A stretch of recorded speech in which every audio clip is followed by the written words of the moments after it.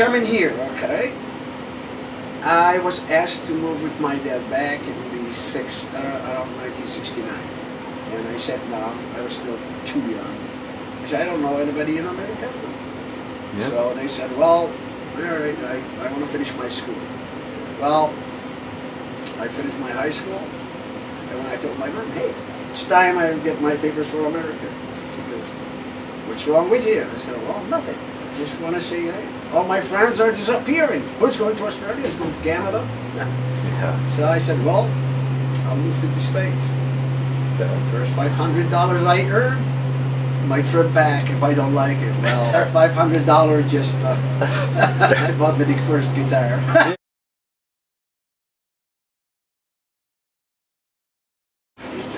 I don't know. I have no idea. Probably jobs. Me for jobs, I never had problems with jobs. I always worked. So, you know, I was always working here and there. You know, so I never really had that problem. Getting a job. Yeah. It just wanted to see what's out there.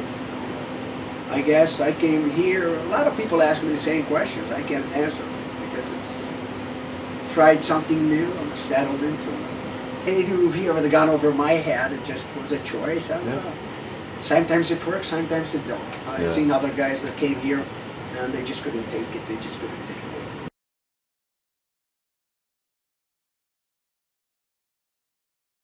Yeah, we used to have a lot of functions here on Thursdays. We used to come here.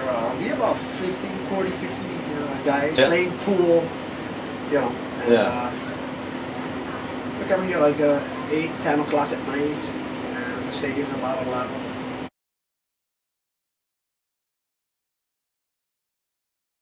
Back in 1973 we started again.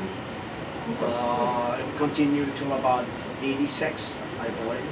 Okay. And then I quit. I just, what it was a lot of us, it was a bunch of new guys that just had emigrated.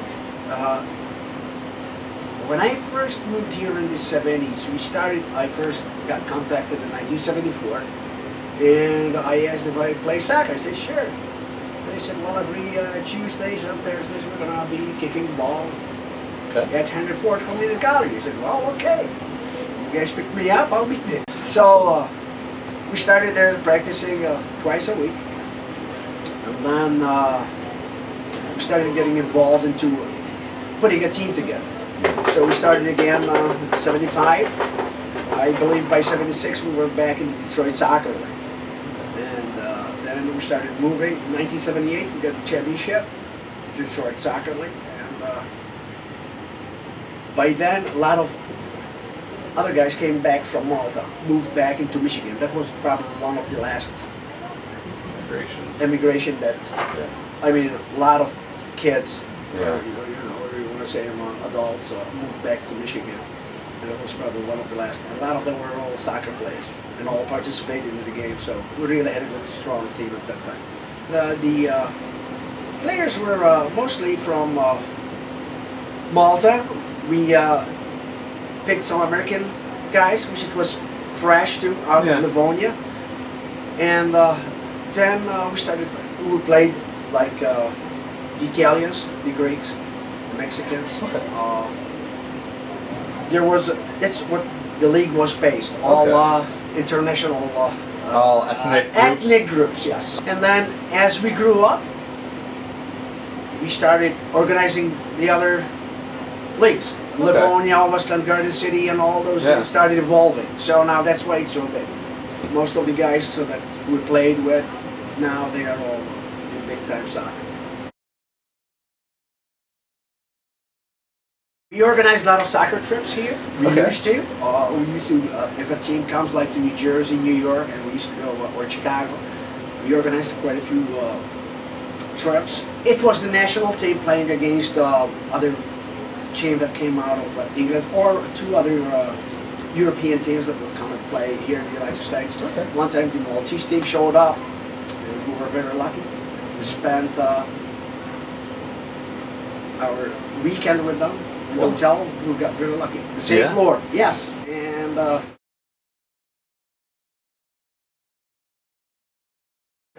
well, the traditions, you know, you come here like we are here today.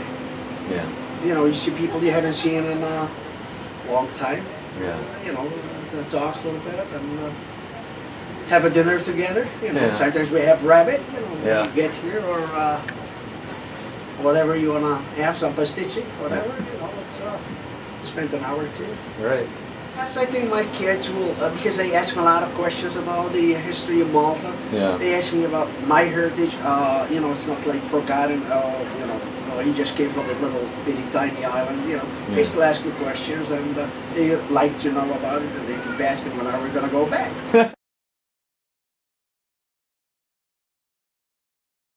Touch with people, and then we had the clubs because we got this club, and there was the other club in Europe, and I was very involved in it. At one time, I was in the committee.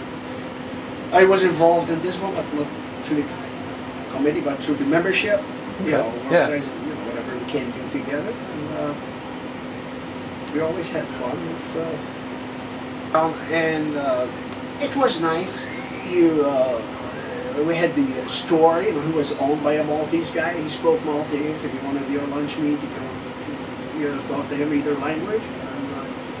You needed other necessities, you know, you go to his store, and we had the church, St. Boniface, which they tore down the street, right on the other side. Yeah. We have Holy Trinity, which is still involved with a lot of Maltese people today. Yeah. And still involved in it, myself. It wasn't good because you see, I would wave to somebody that you know. I mean, hey, how you doing? Yeah. We used to have the guys, the old timers, where I lived on Trumbull, every night.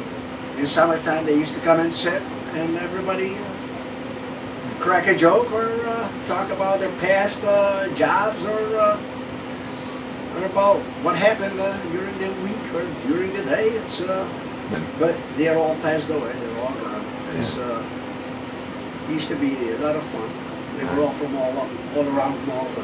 You know, Yeah. hear a story from this guy, how he grew up in Malta, what it was all about in Malta, what it was here for them.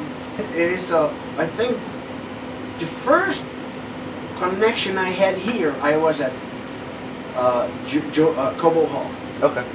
And as I was walking, it was the first year I was, well, let's say, here in December, January, my sister took me to Cobo Hall to see the Autorama, which is happening today too. And as I was walking, who I bump into? Another guy I used to play with. Face to face, he said, "You're here?" I said, "Yeah, I'm here too. What are you doing here?"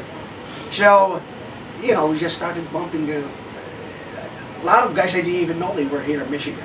Oh, One of the other soccer players that I played with, I just happened to run into him on the soccer field. "Hey, what are you doing here?" So I had no clue that they were even. Yeah. I mean, Victor is out there right now, and I just came face to face, boom, right. I go, "What are you doing here?" He goes, "Oh, what are you doing here?" So it's another guy I went to school with. He was working at a bar. Really? And some other guy knew that I knew him. He took me to the bar. I go, "What are you doing here?" So it's a big world, but it's very small.